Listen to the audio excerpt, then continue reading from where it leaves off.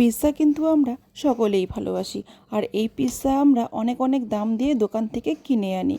তো আমরা চাইলে কিন্তু খুব সহজেই সামান্য কিছু উপকরণ দিয়ে এই পিৎজা বাড়িতে তৈরি করে নিতে পারি।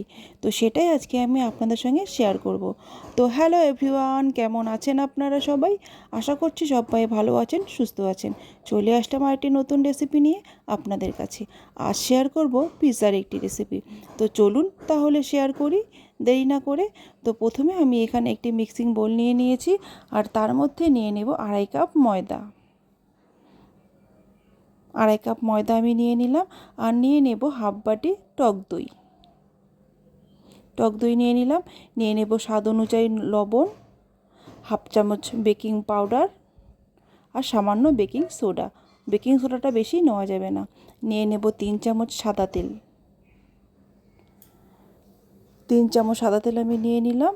এবার এই সমস্ত উপকরণকে আমি খুব ভালোভাবে মেখে নেব। এখানে কিন্তু টক দই দিয়েই মাখা হয়ে যাবে, আর কোনো জলের প্রয়োজন হবে না। যদি একটু জলের প্রয়োজন হয় তখন জল না নিয়ে আর একটু টক দই নিয়ে মেখে নেবেন। তো এইভাবেই আমি ডোটা কিন্তু তৈরি করে নিয়েছি জল ছাড়া। তো হয়ে গেছে ডোটা রেডি। এবার আমি ডোটাকে আধ ঘন্টার জন্য ঢেকে রেস্টে রেখে দেব। আধ ঘন্টা হয়ে গেছে। ঢাকনা সরিয়ে দেখে নিলাম ডোটা কিন্তু অনেকটা ফুলে গেছে। আর একটু এখানে ডোটাকে মেখে নেব। মেখে নিলাম ডোটাকে। এবার আমি এখানে একটু ময়দা ছড়িয়ে নেব। ছড়িয়ে নিলাম ময়দা। এখানে আর একটু ডোটাকে মেখে নেব। ডোটাকে মেখে নিলাম। এবার ডোটাকে এর ওপরে মানে ময়দাটার ওপরে রেখে একটু হাত দিয়ে একটু বড় করে নেব। কারণ যখন আমি পিৎজাটা রেডি করব তখন তাহলে লেগে যাবে না নিচে ময়দা থাকাতে। তো এবার এই থালার মধ্যেই নিয়ে নিলাম। এই থালার মধ্যে চেপে চেপে আমি ডোটাকে একটু বড় করে নেব। থালা শেপ দিয়ে নিলাম, আর হাত দিয়ে চেপে চেপে উপরে উঠিয়ে দেব। আপনারা দেখেই বুঝতে পারছেন আমি কিভাবে পিৎজাটা রেডি করছি। বলে হয়তো বোঝাতে পারছি না, আপনারা দেখেই বুঝতে পারছেন। হাত দিয়ে এইভাবে চেপে চেপে একটু উপরে উঠিয়ে দিতে হবে। আর তারপর এর মধ্যে দিয়ে দেব সাদা তেল। সাদা তেল দিয়ে পুরো পিৎজাটার মধ্যে ব্রাশ করে নেব।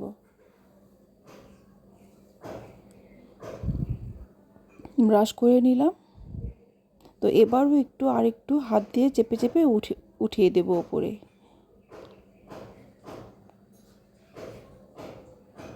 উঠিয়ে দিলাম। আর হাত দিয়ে এবার আঙ্গুল দিয়ে একটু পিৎজাটার মধ্যে এইভাবে গর্ত গর্ত করে দেব। তাহলে কী হবে, পিৎজাটা যখন কুক হবে তখন ফুলে উঠবে না।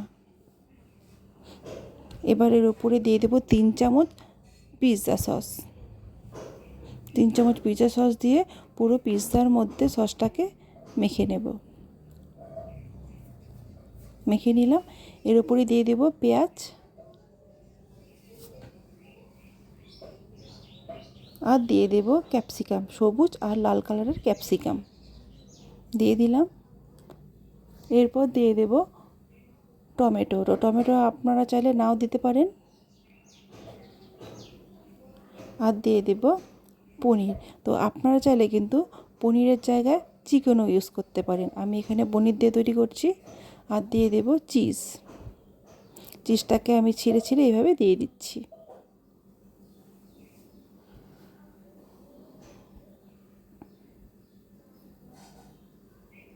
দিয়ে দিলাম। তারপর এটা কিন্তু কুক হওয়ার জন্য রেডি। আমি কড়াই কিন্তু বসিয়ে গরম করে নিয়েছি। এবারে সেই গরম কড়াইয়ের মধ্যে বসিয়ে দিলাম একটি স্ট্যান্ড, আর তারপর সেই পিৎজার থালাটা বসিয়ে দেব। বসিয়ে দিয়ে এবার একটা ঢাকনা দিয়ে ঢেকে দেব। দিয়ে আধ ঘন্টার জন্য আধ ঘন্টা না, 40 মিনিটের জন্য কুক হতে দেব। 40 মিনিট পর আমি ঢাকনাটা সরিয়ে দেখে নিচ্ছি। দেখুন লুকটা দেখুন। এবার আমি কড়াই থেকে নামিয়ে একটু ঠান্ডা করে নিয়েছি। দেখুন দেখতে কতটা সুন্দর হয়েছে। এটা যে আমি বাড়িতে তৈরি করেছি কেউ কিন্তু দেখে বলবে না, একদম দোকানের মতনই লাগছে। কতটা সুন্দর হয়েছে দেখতে, আর খেতেও ঠিক ততটাই সুন্দর হয়েছিল, ভালো হয়েছিল। আমি আপনাদেরকে কেটে দেখাচ্ছি কত ইজিভাবে কেটে যাবে।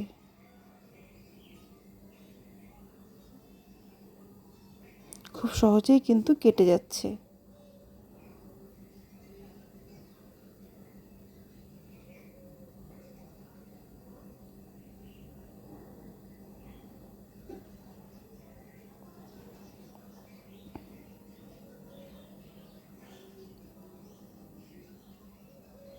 আমি তুলে দেখাচ্ছি। দেখুন খুব সহজেই কিন্তু উঠে গেল। পিৎজার ভেতরটা জাস্ট দেখুন, খুব ভালোভাবেই কিন্তু কুক হয়েছে। তো ভিডিওটি যদি আপনাদের ভালো লাগে তাহলে অবশ্যই লাইক করবেন, কমেন্ট করে জানাবেন। যারা নতুন এসেছেন তারা অবশ্যই সাবস্ক্রাইব করবেন। আর দেখা হবে আবার নতুন কোনো ভিডিওতে। ভালো থাকবেন, সুস্থ থাকবেন, টাটা।